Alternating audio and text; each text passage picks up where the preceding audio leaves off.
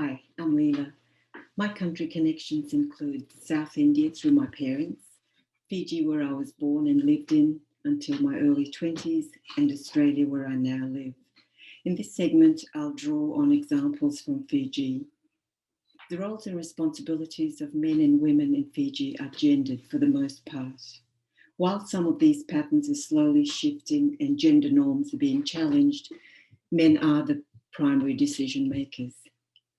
Factors such as educational levels, socioeconomic status, religion, ethnicity, disability all intersect with gender. For example, women who have chiefly titles will experience some of these roles and responsibilities differently to those women who don't have these titles. Gender norms impact on young girls and boys as they're established and reinforced from an early age. This means that gender inequalities are perpetuated generationally.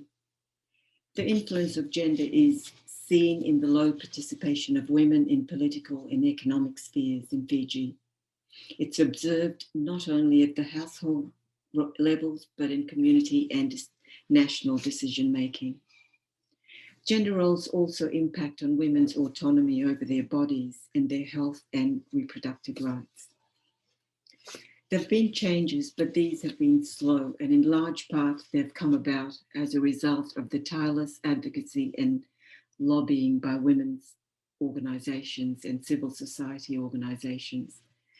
These organisations have pushed for legislative and policy change and have helped to raise awareness of gender inequalities through education and training programs.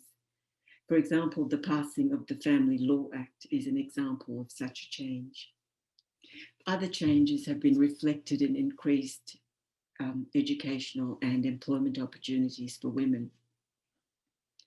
On the downside, political instability in Fiji as a result of military coups and civil unrest has had long-term impacts on the lives of women and children and their access to resources and opportunities.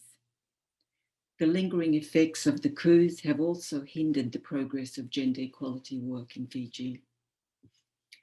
Natural disasters like cyclones and floods also disproportionately affect women and children. It's important, therefore, that women are involved in decision making when planning for climate change and disaster management.